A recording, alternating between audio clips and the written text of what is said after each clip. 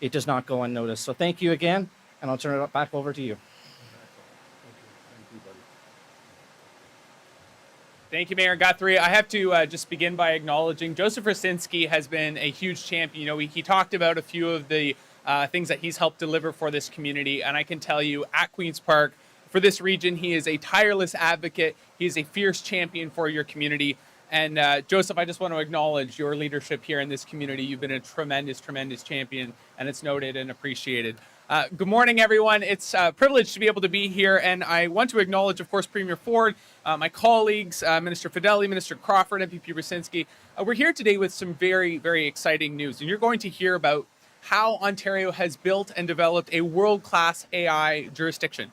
With more than 1,600 AI-related companies, a tech workforce of almost 450,000, and over 1,100 AI-related master's graduates annually. And I've had the opportunity to meet with our amazing workforce from across this province, whether it's Pure Colo in Ottawa, Ascent in Cambridge, Digital Innovation Lab in Kitchener, or Equinix in Brampton.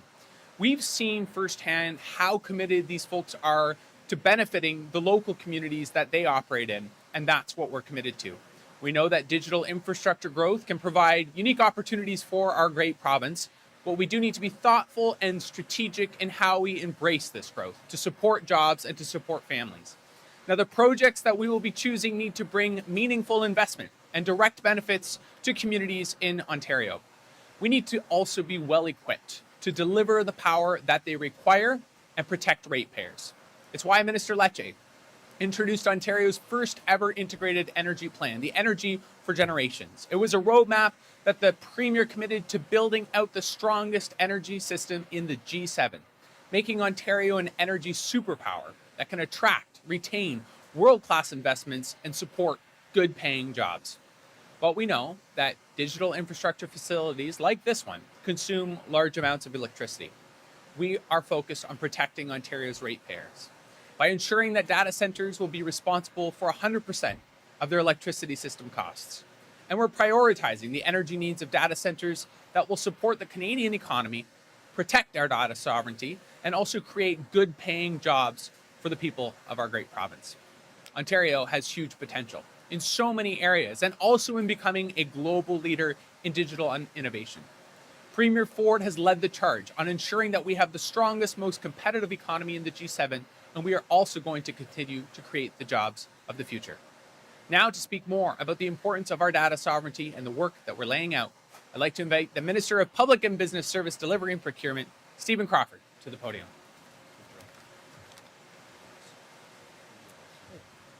Good morning, everybody. It's a pleasure to be here today as Ontario's Minister of Public and Business Service Delivery and Procurement, and an honor to join Premier Doug Ford, the Honourable Vic Fedeli, and the Honourable Sam Oosterhoff. I'd also like to recognize MPP Joseph Rosinski and Mayor Cam Guthrie. Today marks an important step in strengthening Ontario's position as a leader in emerging technologies and artificial intelligence. We need to establish a clear framework for attracting digital infrastructure investments, while ensuring they align with the province's economic and community priorities. Technologies like artificial intelligence, cloud computing, and advanced digital services all rely on secure, reliable foundations. AI is already demonstrating significant productivity benefits, and given the talent in our province, we have an opportunity to continue to build on that momentum. And that's why our government is encouraging investments that strengthen Ontario's technology ecosystem, advance data sovereignty, and deliver benefits for all Ontarians. Our work builds on the strong foundation Ontario has already established through the Trustworthy AI Framework and the Enhancing Digital Security and Trust Act. As we embrace AI and other transformational technologies, Ontario remains committed to ensuring innovation is deployed responsibly, transparently, and securely. That means protecting people's data, maintaining public confidence, and ensuring these technologies are used in ways that benefit Ontarians. As we continue building the infrastructure needed for a digital future, we also need to have strong national safeguards against emerging threats, including AI-generated deepfakes and impersonation technologies that can be used to deceive and exploit vulnerable Canadians. That's why Ontario is calling on the federal government not only to ban these harmful practices, but to ensure the individuals behind them face real consequences. If Canada wants to be a global leader in AI, innovation and accountability and public trust must go hand in hand. Ontario stands ready to work with our federal partners to unlock opportunities that AI presents while protecting Canadians from those who seek to misuse it. By supporting responsible innovation, strengthening digital sovereignty, and creating the framework for critical infrastructure, Ontario is positioning itself for long-term success. Together, we can create jobs, attract investment, and ensure the benefits of emerging technologies are felt in communities right across this province. So thank you very much. I'd now like to pass it over to Minister Fedeli.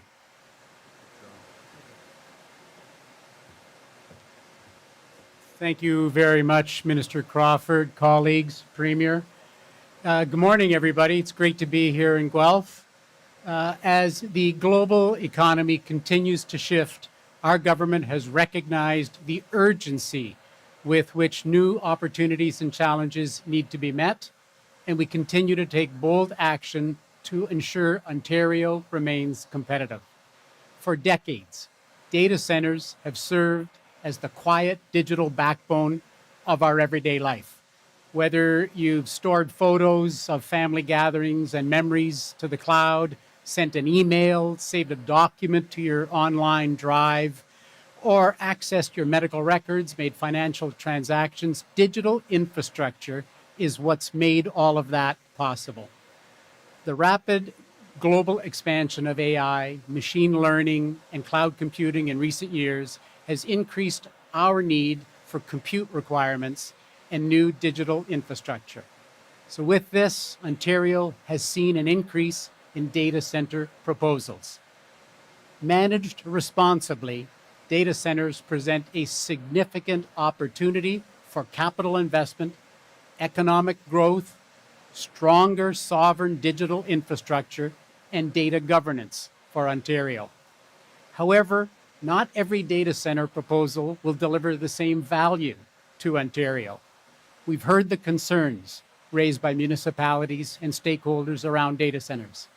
We've also seen the shortcomings of how other jurisdictions have approached data centers in their communities, which is why our government intends to navigate the expansion of digital infrastructure in Ontario in a way that not only accelerates economic growth, but prioritizes our province's interests. A clear strategic framework that guides data infrastructure investments is vital to ensuring that Ontario's businesses, workers, and communities' data stay protected and our economy remains secure. And through it all, we will ensure that Ontario's voices are heard. Ontario has everything it takes to be a leader in embracing digital infrastructure expansion. We're here to meet the moment, and with a defined framework, we will be even better positioned to leverage new community investments and create an end-to-end modern innovation economy. To bring up Premier Ford, I would say that all of the interest that we have in Ontario in locating their data centers here in Ontario comes from the fact that on day one, Premier Ford hung out a shingle that said open for business. That's why all of these companies around the world, around the country, and around the province are looking here to Ontario because of the climate that's been created. Premier Doug Ford.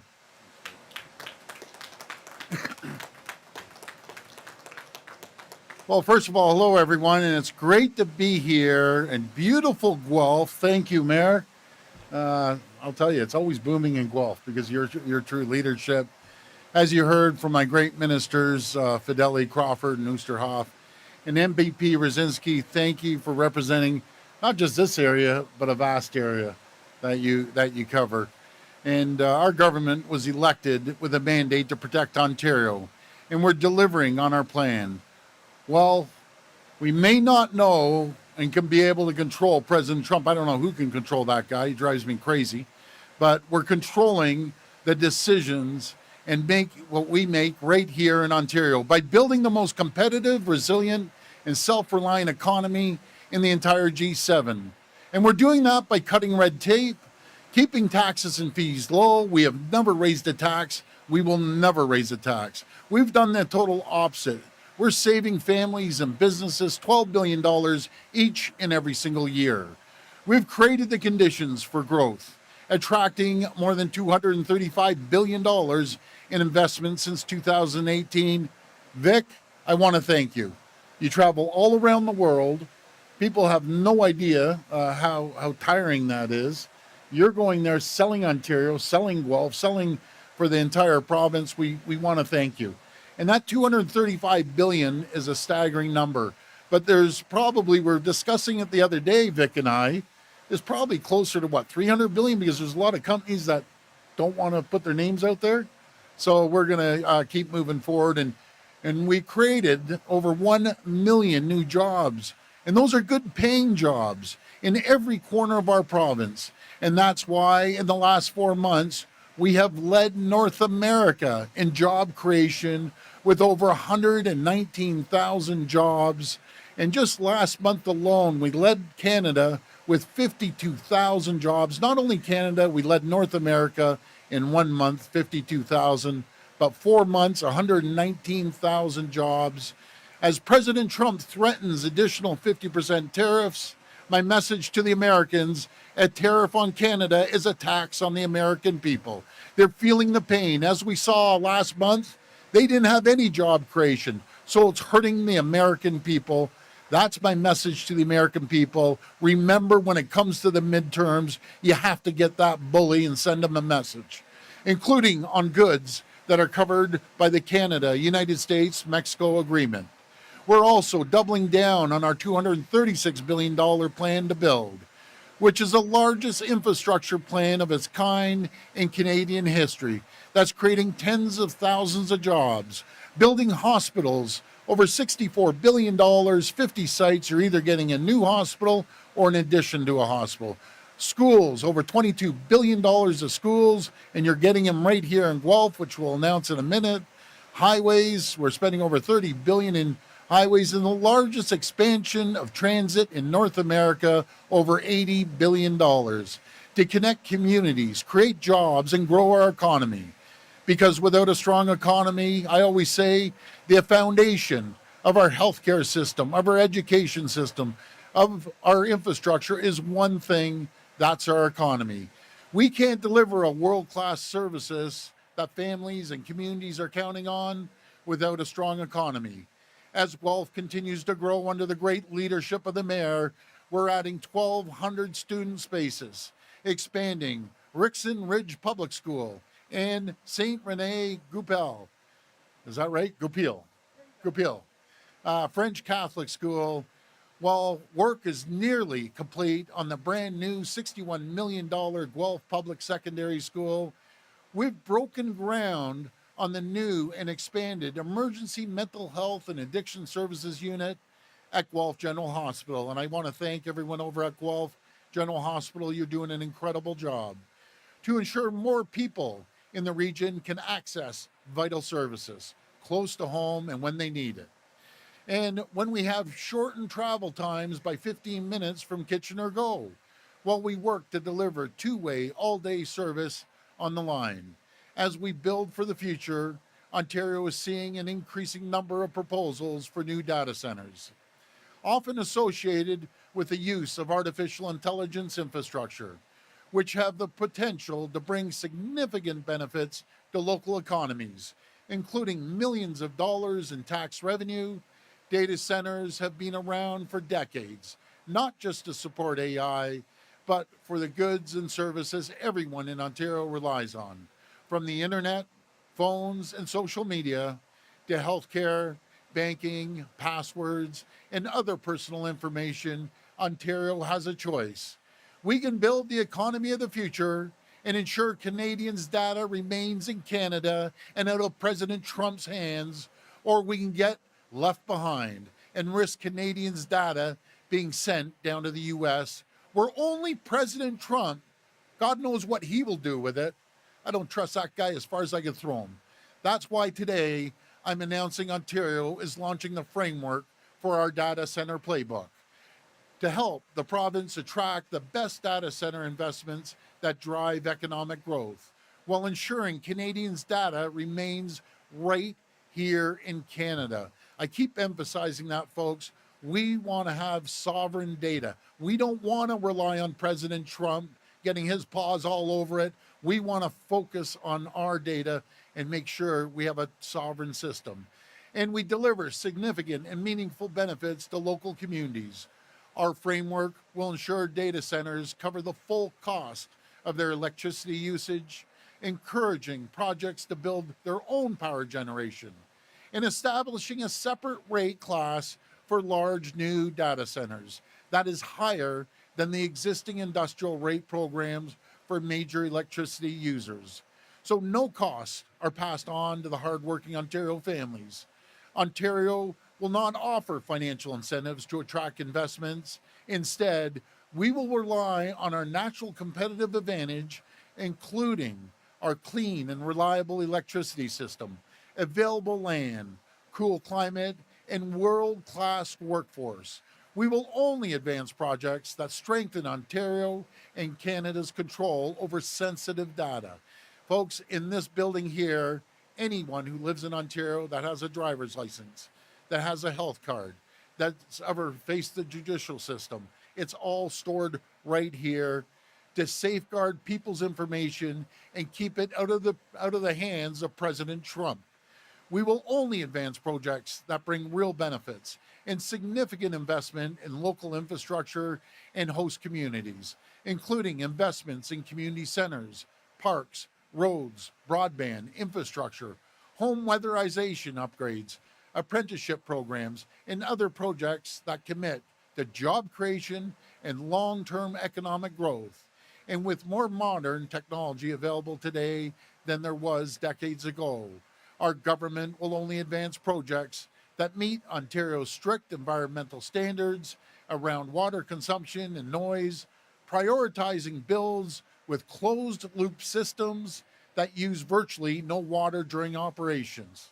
By 2035, artificial intelligence adoption is expected to generate $122 billion in GDP for Ontario, creating more than 17,000 new jobs every year, and boosting productivity in everything from tech to life sciences and finance through our new data center playbook. Our government is choosing to build the economy of the future, to generate billions in economic growth, increase tax revenues, and create thousands of new jobs while ensuring data centers operate by the right rules, cover the full cost of their energy usage, and invest historic amounts in our communities. I want to thank you and may God bless the people of Ontario. Thank you. Nana and Mike, thank you for your service here. Two super bright people. So thank you for keeping our data safe here. We will now begin to take questions from the media. Media present may line up behind me at the microphone. As a friendly reminder, the format is one question and one follow-up. Please state your name and your outlet before your question. First question. Hi, I'm Lauren Kivenhoven from CBC Kitchener. This question is for Premier Ford. Yes. There are rumors swirling in Waterloo Region that a sitting mayor may also be asked to take on the role of regional chair. This could be seen as a conflict of interest. Can you say for certain that you will not appoint a sitting mayor to the chair position? Well, what I will say is they have to put forward applications. We'll review applications, and we're going to pick the best person to serve the region. Thank you. Follow-up is coming from Megan Fitzpatrick from CBC National Hi, Network Megan. News. Hi. Question for you about the trade negotiations ongoing in Washington right now. You've said before you wouldn't put U.S. alcohol back on LCBO shelves until there are no tariffs on Ontario products. But it appears as though what's being negotiated now is perhaps being put on the table, U.S. products going back on the shelves in exchange for lower tariffs, not no tariffs. Is that acceptable to you? If Prime Minister Carney calls you up and says this is the deal we're going to get, what will you tell him?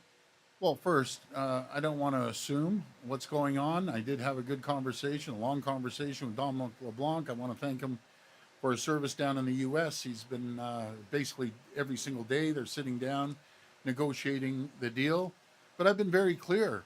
We want a fair deal for Ontario. We want a fair deal for Canadians. And we negotiate through strength, not weakness. And we have to make sure that before anything happens, we protect our auto sector, our steel sector, our agricultural sector, our forestry sector, and our friends in the aluminum sector in Quebec. We need to protect the manufacturing sector before we put any booze on the shelves whatsoever. But we're going to work closely with the federal government. We are the engine of Canada. We're going to continue driving the economy, creating more jobs as we did 52,000 jobs. And I love the fact that we only create the condition, folks. It's the hardworking people out there and the entrepreneurs and the businesses that created 52,000 jobs last month, leading North America, kicking the Americans' butt, by the way, because they went down, we went way up, and 119,000 jobs in 4 months. I want to thank the people of Ontario. We are kicking butt right now in uncertain times. That's the amazing thing. Even in good times, we don't see these numbers. So we've all pulled together, and what I've seen is anytime we've ever faced a challenge, no matter if it's a pandemic or Donald Trump's tariffs and his attack on our economy, we pull together and no one can defeat us because we're all working together at all levels of government, businesses, frontline union workers. We're working together to make sure we thrive and prosper and grow, the likes of which this province has never seen. And we're going to continue doing that. Hi, Premier. Laura Stone, Globe and Mail. Hi, Laura. Nice to see you again. It's been Good a to while. see you. Yeah. Come back anytime. Thank you. Daily briefings. You're welcome. Premier, just to follow on that question, so it sounds like from your answer, you're comfortable with U.S. alcohol being used as a bargaining chip in this latest series of talks. If tariffs are lowered on those key sectors that you mentioned, you are open to putting alcohol back on the shelves. I do not, I'm going to emphasize, use alcohol as a bargaining chip. During the negotiations, if we get a fair deal that will protect our steel sector, our auto sector, our forestry sector, agriculture sector, manufacturing sector, then we'd be more than happy to bring booze back on the shelves only if we have a deal that's going to protect those sectors. And so in terms of what's fair, it's our understanding at the Globe that for the auto sector, the U.S. is proposing lowering tariffs, but keeping them about 10 to 15% on autos, and in exchange dropping retaliatory tariffs on U.S. autos. So if there is a baseline 10 to 15% tariff on Ontario's auto sector, would you consider that fair? Well, what I would say, since we produce about 1.8 million autos a year, at every single tariff, we have to match tariff for tariff. We can't negotiate through weakness. They can't put tariffs on our autos, and we aren't putting tariffs on theirs. We're their number one customer, folks. We buy 400% more vehicles in Canada than any jurisdiction in the entire world. And if they don't play ball on the autos, who's it going to hurt? It's going to hurt their auto sector. Yes, it will hurt ours, but we'll make sure we get creative and we'll continue moving forward when possible. I always say when possible, because cars are very personal. Look at the great vehicles that are made here in Ontario. And we're making sure that governments across the province, and I just hope they do it across the country, that buy Ontario-made vehicles when possible. I keep emphasizing that because sometimes it's not possible. But we have great auto companies, and we have great auto employees that are top in the world. Like one that you like mentioning all the time, right down the street, we'll be driving by, is Toyota, ranked number one in the world. Not just in Toyota, but auto manufacturers. And that goes back to the great auto workers that we have. Premier Ford, good morning. Ahmed El-Bayoumi with Polycorner. Premier, you've mentioned Donald Trump quite a bit this morning. So I want to ask you about something the opposition is describing as Trump-style politics. Can you explain, Premier, why taxpayer money was used to send an operative to, I quote, spy on, essentially stalk a political opponent of yours, while Bonnie Crombie was on a 3-day vacation in Jamaica in 2023. It's being described as creepy, disgusting, despicable, and beyond inappropriate. Can you Well, explain that? Yeah, well, I just found out yesterday. You'd have to talk to the party about it. It was $3,000 of the party's money, and I didn't know until yesterday. But talk to the party. I don't approve of it, but here nor there. That was $3,000 of the party's money. But thank you for the question. Premier, you say you weren't aware of it. You're the leader of the Ontario PC Party. If you didn't know that your political operation was sending someone overseas to spy on a political opponent, who's running the show? And does I don't know absolve you of responsibility for something that your own staff did, those who work for you? I don't watch every single dollar when I'm in the middle of a campaign, the largest in the country. I rely on our team to make sure that they spend it appropriately. And as I said, I found out, I think it was yesterday, they came up and told me, but you can talk to the party. It was $3,000 of the party's money. I want to emphasize that was the party's money. Do I agree? No. But next question. Premier Steve Cornwell from the Trillium. Just to point on that, there's a taxpayer subsidy that goes to political donations, so there is a portion of that is taxpayer money. And I just wanted to flag on one piece for you. The opposition party is saying that opposition parties are saying this is very much over the line. And you're a politician through your career that's always been very protective of privacy. Do you feel like this was over the line? Is this? Do you agree with them? You know something, you'd have to talk to the party. I wouldn't do it, but again, things happen. It's no different than myself. When the media has followed me down to Florida, they followed me to Chicago, New Jersey, and so on and so forth at a lot higher cost. But you know something, it's politics. It was $3,000. I found out yesterday, and that's it. But do you expect these kind of tactics to continue? I mean, the Liberals are picking a new opposition leader, a new leader. I hope not. I hope not. Let's just have fair and balanced elections. Stuff happens during the elections. Santana Bellantoni, Guelph Today. Hi. Thank you for having me to Guelph. So in Fergus, nearby, a tech company is proposing what it calls an ecological AI center, where it says it'll use waste heat for vertical farming. Are you going to require new data centers, to show some form of ecological benefit or implement climate safeguards in order to be approved? Well, we're going to have a stringent, but put it this way, it's not just us, it's everyone around North America, around the world. It seems like everyone and their brother in a van thinks they're data center experts. They aren't. We're going to take the best of the best in the entire world because we have the best province in the entire world. They're going to go through a rigorous application process. And the question is, what are the benefits you're bringing to the community? Rather than, we're putting a penny into these, by the way, I want to see the benefits. We have the quality of the people to run it, as we have right here.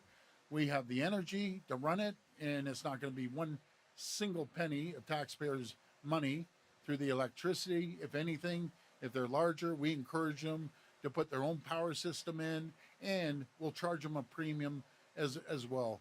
But this is the way the world's going, no matter if it's social media, if it's healthcare, businesses. Data center has been around for decades and decades. We're going to another level, AI, and we have two choices. We either do our own data centers and keep our own data sovereignty, or we let President Trump run us over like he has in other areas. I choose that we have data sovereignty. We protect Canada. We protect Ontario from the bully down south. There's obviously trepidation from municipalities with a moratorium Oakville put in yesterday, and many municipalities proposing the same, like Centre Wellington from a councillor there. How do you expect to gain support from municipalities if there's this trepidation? Yeah, you know something, that's up to the cities, no matter if it's Oakville. I think, honestly, I think people have to learn a lot more about data centers. It's ironic if a municipality says, I don't want a data center, but all my businesses need a data center. They need AI. My hospital needs AI. And everyone that lives in that community uses social media, uses computers. It doesn't add up. You can't say I don't want it in my backyard, but by the way, we're going to use all that power and all the information and the data centers to run my community. It just doesn't add up. This is the way of the future. Either we do it or Donald Trump's going to do it. And I'm not giving Donald Trump nothing, absolutely nothing. Premier Mark McAllister from City News.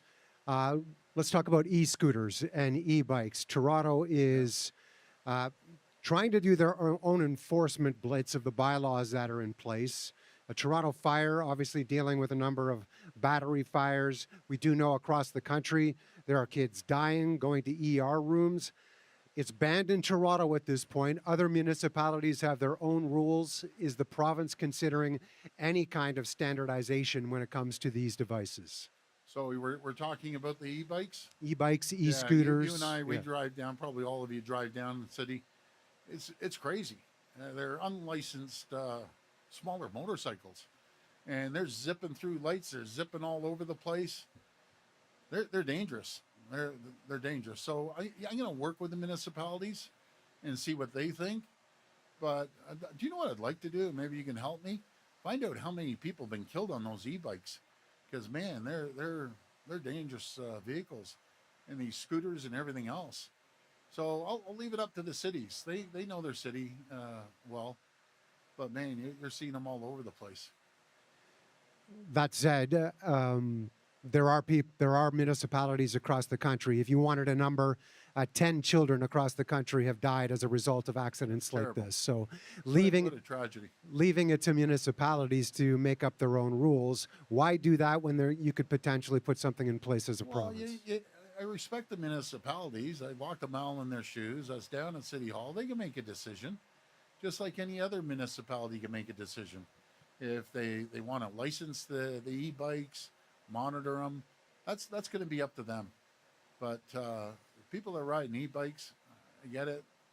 Some of these delivery services that deliver food, they're trying to make a living. But guys, you gotta chill out a little bit. You're going like a bat out of you know what down the roads.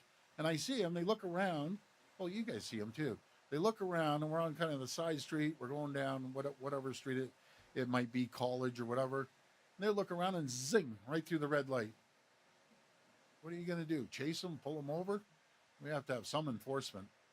But anyways, that's my my thoughts on e-bikes.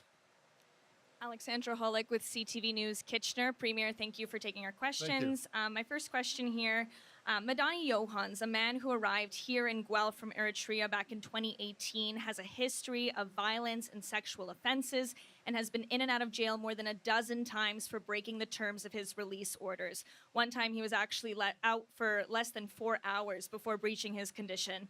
This week he was denied bail. What will your government do to break this cycle and help put Guelph residents at ease? Well, myself, I led the entire country on bail reform. I was going after the federal government. And I want to thank the federal government for actually implementing it. That's number one. What they need to do is they have to have mandatory sentences. And the judges have to be tougher. We're building thousands and thousands of more spaces in these jails, more jail cells, but no more bleeding heart judges. You're letting someone out in your community that I think you said had sexual offenses and all sorts of other stuff. You're going to jail. You're going to jail for 5 to 10 years, and we solve the problem. Stop letting these criminals out to terrorize neighborhoods, to terrorize the good people of Guelph. I could take a poll out in Guelph. It doesn't matter if they support the green, the orange, the red, or the blue. Do you want a guy like this terrorizing your neighborhoods? Do you trust your poor little kids going out to a park or your wife walking along? Well, this lunatic is running around. Repeat offender, repeat offender, repeat offender. Let's toughen up, folks. People get confused. The criminal code is controlled by the federal government. We need to throw these criminals in jail and keep our communities safe. And then we need judges. And by the way, I don't want to paint a broad brush. We have phenomenal judges, great judges. But there's some bleeding heart, liberal bleeding heart judges. Oh, John comes in again. Not for the first time, not the second, not the third, not the fourth, fifth time. Well, you know, John, you go out and terrorize that neighborhood and cause more sexual offenses. Disgusting. You shouldn't be sitting on the bench. You should resign. I'd like to see it happens in your neighborhood. But there's still incredible judges. I don't want to paint it with a broad brush, but as you can tell, it drives me absolutely crazy. We need to protect our communities from these criminals and these break-and-enters and these car thefts. They're terrorizing neighborhoods. They're terrorizing our neighborhood right down the street where I live. Like, you have community groups getting together, hiring their own security, because these people are going in, checking their doors. They have them on video cameras. I'd like to throw all of them in jail, get them off the streets, because it's a small percentage of the population. They're all a bunch of cowardly little punks. Can't stand them. But thank you for getting me going. I was really focused on data centers today. But I'll tell you, everyone feels the same way. I'm the only guy saying it. And you talk to moms at home that are worried about leaving their kids at home. I don't blame them. But I'm doing everything I can to throw the book at these criminals. Thank you. We also have the case of Guelph Police Constable Corey MacArthur, who pleaded guilty to assaulting a teen handcuffed to a hospital bed for his own safety. Because of MacArthur's appeals to the case, he's been on unpaid leave for 10 years, and he's now appealed again with no end date in sight. Should the taxpayers be on the hook for his six-figure salary? Well, I'll leave that up to the police to work out, or the courts, or whoever's working it out. I can tell you 99.9%. We have great police. I love our police. I'll support our police and always have their backs. There's always a bad apple within any group. I don't know the case, so I don't want to comment, but that will be up to the police. And actually, I'm heading over to visit the police headquarters in Guelph. I just want to go in and thank them. Mayor, you coming over with me? Yeah, they're absolute champions over there. And by the way, the chief is an absolute champ. He's the champ of all champs. The technology he's using is second to none. Working with our great mayor again. Mayor, why are you leaving? Yeah. One of the great mayors. Well, that's all right. I think he's becoming a football coach or something, are you? Yeah. Okay. No, he's a phenomenal mayor. I hope the people of Guelph elect as good a mayor as the mayor we have today. Good morning, Premier. Jordan Snowman with the Wellington Advertiser. About a half hour north in Fergus, there's an old brownfield site that's being eyed for a data center. Some residents are quite opposed to that. Yeah. They're concerned about water use mostly, resource impact, as well as environmental impacts. What do you say to people who don't want data centers in their communities? Well, they're misinformed. And I saw a couple friends here shaking their head. They're misinformed. They have a closed circuit system that it actually uses less water than a crop, or a lot of places. And I'm no expert, but I have experts here. Who wants to take a shot at this one? Stephen, Michael, any of you guys? And maybe, Mike, when you have a minute, can you come up and say what we operate here? Come on, buddy. Thank you, Premier. The whole idea of the playbook is to give the guidance to all of the communities, to all of the businesses, what we expect to do. First of all, we expect them to pay for everything. No incentives from the government, but they're going to be paying for their own facilities, for their own power, either bringing their own power, but paying for their own power. With respect to water, in older communities, older data centers, there was a time when water was an issue. Today, there are many data centers that don't use any water. One of the statistics that's well discussed is golf courses in the United States. Every single golf course in the U.S. put together uses 500 billion gallons of water a year. Every single data center in the U.S. uses 20 billion gallons of water a year. Our plan is to make certain that and give priority to the data centers that use a closed loop system. With respect to other environmental issues, we have some of the best restrictions in the country. These companies will come to Ontario under all of our existing environmental restrictions, including noise and other. So the whole idea is to get the best value for the people of Ontario, make sure that we do no harm to the people of Ontario, make sure that they're investing in communities, whether it's in parks or community centers. So it's to negotiate the best deal. The purpose today is to announce the fact that we have a playbook in place now. Yeah, I would just add to that we are so blessed to be in the province of Ontario. I mean, we have a great climate, we have lots of land, and we have an incredible tech talent pool. We have over 450,000 tech workers in this province. So we have a tremendous opportunity to store data. Right now, a lot of our data is crossing the border. Data is the new gold.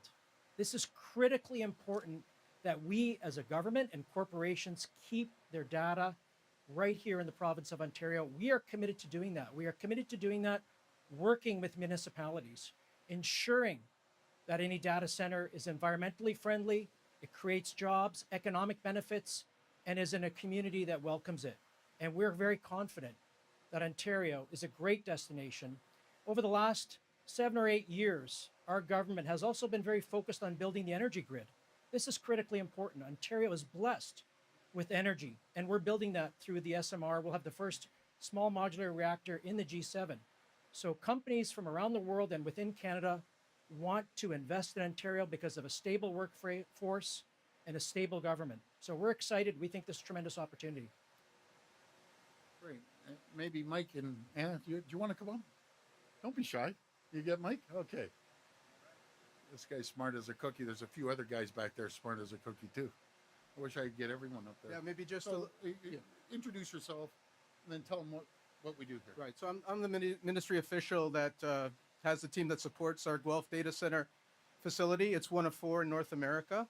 And to the points around data being a critical resource for Ontarians, all the government services that require a digital backbone emanate from the Guelph Data Center. We're really proud of the work that we do here and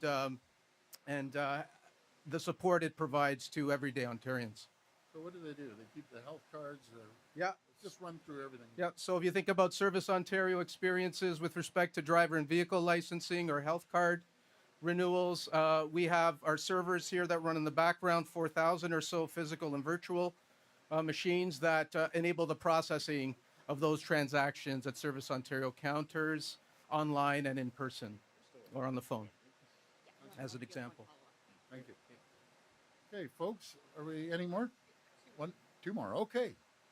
Yeah, and Premier, as a follow-up, how much say will municipal councils get in terms of allowing data centers? How much input, how much power do they have over whether they actually get built in a municipality with this playbook? Well, that's gonna be up to the mayor and the council to pass a resolution if they want a data center. But again, I find it, I guess, hypocritical. That's the word. We're going to use all the data. We're going to use everything, but we aren't going to put it in our backyard. Folks, we either move forward and we have the expertise, over 450,000 tech jobs here, or guess what? We forget about it. Everything is controlled by the U.S. and the economy starts going down. This is a no-brainer. Either lead the way around the world because it's happening no matter what, and we be the leaders and responsible leaders and get community benefits, and we get tens of thousands of jobs, $122 billion of investment to drive our economy, or we might as well just close up the door and say, okay, no technology here in Ontario. It'd be the worst thing we could ever do. Premier, Brent Davis from the Waterloo Region Record. Yes. On the issue of data centers, should you find an unwilling host municipality in an area where a data center is desired, would your government use a minister's zoning order or something similar to bring it to a community that does not want it?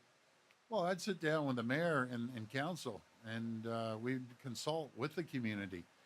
But I'd rather go to a willing host. But again, it's easy to say no because people heard it on social media. And we know everything's truthful on social media. You know, when I was flying in on social media, there was a pink elephant flying around Guelph. You know, there was thousands of people that would believe that. Guys, get informed. It drives me crazy that people are misinformed. Do your due diligence, do your research. Data centers have been around for decades, but you get on that social media and it just starts ramping up, ramping up, ramping up. It's probably the best and the worst thing God ever created was that social media. It's good if it's used well, but it's terrible in other cases. Oh my goodness. I feel like I'm preaching to the choir. All of you guys know, because eventually the social media is taking over your jobs, unfortunately. It's terrible. Just terrible. This will be the last Oh, reporter. Jamie. Oh, no, last reporter? Okay. I got to get my favorite guy in here, Jamie, after you. Go ahead. All right, I'll squeeze in before Jamie. Allison Jones of the Canadian Press. On that topic of municipalities and data centers, I know you've said that a lot of their concerns are misinformed. Yep. Your government has given municipalities essentially a veto power over wind farms in their communities. Yeah. Would you do that for data centers? And if not, what is the difference? Well, I don't want to put in a data center where there's not a willing host, right? I just wouldn't want to do that. So let's sit down. We'll talk about about that with the municipalities. We have AMO coming up, which all the municipalities are going to be there, and the mayor's going to be there as well. But it's a conversation we're going to have to have. If someone said, okay, you aren't having a data center, but you aren't getting any data, you aren't using your social media, people flip in about 3 seconds. So you can't have NIMBYism. I'm going to use all the benefits of data centers, which are not bad. They've come so far. They're not bad whatsoever. They're actually good, really good. But we want all the benefits, but we don't want anything to do with it. I don't know. It doesn't make sense. It's the way of the future. It's going to drive the world economy. There's trillions and trillions of dollars around the world being invested in. I always like being a leader. I like being first place, Ontario, which we are, and we're going to drive forward with the technology and very strict environmental standards. But if any data center thinks they're coming into Ontario and getting a freebie, not happening. Go down south, go somewhere else. You're going to come, and we're only going to pick a few of you. You tell me all the great benefits you're going to give to the community. Are you building a recreation center? Are you supporting other areas that the community needs? And then once they negotiate, because it usually starts off going through the mayor and the city council, and if they put a proposal, because by the way, I've had many proposals from mayors saying, here, we want this data center here. Well, let's see the benefits. There's no way they're getting off scot-free, I'll tell you that. We're gonna charge them a pretty penny. And on a completely different topic, Billy Bishop and Alto, we understand that you and the Prime Minister had a deal supporting like for like. We've seen seemingly a change in position from the Prime Minister on Billy Bishop. What is your current position on the Alto high-speed rail project? Well, what we're going to do is we're going to continue extending the runway, number one, for safety.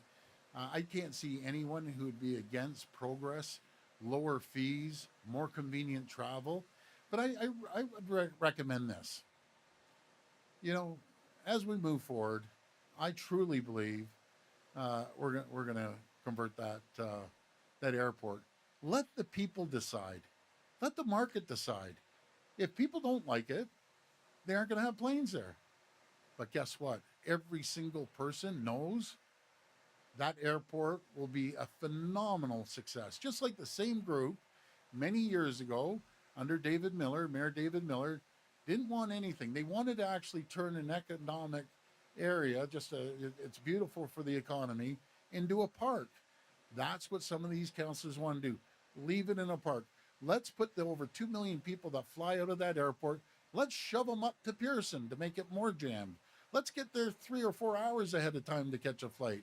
Instead of a real asset, build an airport downtown and allow people to have the convenience and a lower cost and thousands of jobs. And guess what, folks? Not $1 of taxpayers' money. You go anywhere else in the world, they'd say, you got to be kidding. We have a company that's willing to put $5 billion into it, no taxpayers' money, hire thousands of jobs, and convenience and lower costs. I will guarantee you the market would dictate. It would be a massive success. And that's the people that don't want the airport. They're terrified of that because they don't want the people to succeed. There's certain people, out there that don't want any progress. They don't want more jobs. They don't want an expansion of the airport. God forbid we get people from point A to point B on Highway 413 or the Bradford bypass. God help us if we build, the largest transit system in North America. It's these same people that are no, no, no, no. Well, we know what happened. For 15 years, the NDP and Liberal destroyed our province. Now we're back on our front foot, creating more jobs than anywhere in North America, building the largest nuclear facility in the world, leading the world in small modular reactors, leading the world when it comes to critical minerals and thousands of jobs. That's what we're doing. We're moving forward because in Ontario, we have the brightest, smartest people in the world, and we are leaders, and we're going to continue to lead in the world. Only Vic hears it, because I don't travel around the world. Vic hears it. And Vic, do you have a minute? Tell them what you hear from businesses and from governments out there around the world. Look, we were in about 20 countries last year, landed $35 billion in investment here in the province of Ontario by those companies. 750 companies landed here last year. Those companies alone hired 64,000 people. And as the Premier said earlier, this is in the market where there's tariffs and a world that has a real huge business chill. But around the world, no matter whether it's in Asia or in Europe, they look across the ocean and they tell us this at every single country. There's one place that is a beacon of light, and they're talking about the province of Ontario, because they know when they come here, they're going to be able to get exactly the kind of things that are promised to them. Low taxes, reduced taxes, less red tape, all of the things, lots of talent. It's always about the talent. You heard earlier, 450,000 tech workers alone, 95,000 STEM grads.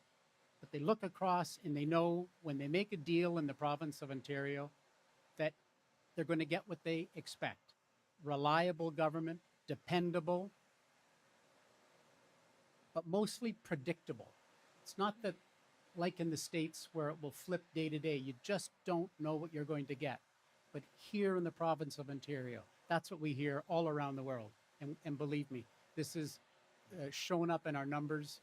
More than 1 million new jobs in Ontario, $235 billion in investment in 8 years. When in our history of the province did that ever happen? Thanks, Pete. Okay, folks.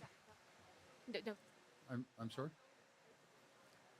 Yeah, let's see how we move forward. I always believe in working with different levels of government. But I'll tell you one thing: my Eastern Ontario caucus and the people out in Eastern Ontario, they're losing their minds about Alto right now. And I guess it's the same. You get some people downtown that may not want the airport, but I don't know. Something. I've asked them to go out into the field again, because a polling company went out and said it was 68 to 70% in favor of it. And they went out 3 times. They went for one of the big banks. I think they even did one for the feds. They did one for another organization. And they came back with the same numbers. I said, how old is it? They said about 4 weeks old. I said, go back and tell me what the people are thinking. Because I personally feel the people downtown, all those new condos, people don't want to hop in their car, fight traffic for an hour, all the way up to Pearson, get there 3 hours in advance. They love the convenience about going down the street and hopping on a plane to go wherever, go across our country.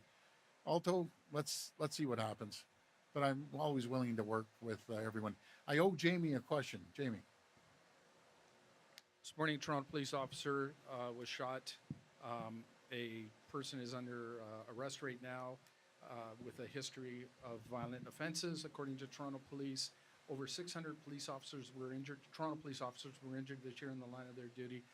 I know you point to Ottawa saying the bail has to change, but the the JPs that let these people out are under the payroll of Ontario. That's right. The Crown attorneys that argue for the bail conditions are under the payroll of Ontario. The system is Ontario system. Why is this happening? But the criminal code falls under, our hands are tied to a certain degree, Jamie, but great question. First of all, my prayers and thoughts go out to the family of the police officer. We'll always have your backs. We'll always be there to support you. But these JPs, anyone starts letting these guys out on bail, you should be fired. You should be gone. Why are you a JP if you want to hurt the community? Why are you a judge if you want to hurt the community? It's absolutely ridiculous. Do you know how to solve this problem, Jamie? Very simple. Reduce the Young Offenders Act from 18 down to 16, because you're 16, 17, 18. When I was young, I sure knew not to hold a gun, break into people's homes, terrorize the family, which, by the way, when you get a home invasion, it's with you for life. The bleeding hearts, enough is enough. These people have to go to jail. And I'll always support our police. I'll never, ever waver. And we're going to keep fighting every step of the way to make it safer here in Ontario. I want to be the safest jurisdiction. But the federal government has to have mandatory sentencing. Not up to the judges. It should be mandatory. You break into someone's house, you shoot a police officer, you're done. 10, 20 years in jail. I have zero tolerance. So the feds, you got to do your job. I gave the Prime Minister, I handed him a letter signed by every single premier with a list of 6 different items given to me by the chiefs of police, their request of Canada, not of just Ontario. These are the things that they need done. So I'll be following up with the Prime Minister and asking him where we stand. It was signed off by all the premiers in the entire country. So let's start moving forward. And people measure politics. People don't want crime. They don't want people breaking into their homes. They don't want these nasty people. I'd throw every single one of them in jail for a long time. We'll keep building the jail cells. And like I said before, I don't care if we stack them up like pancakes.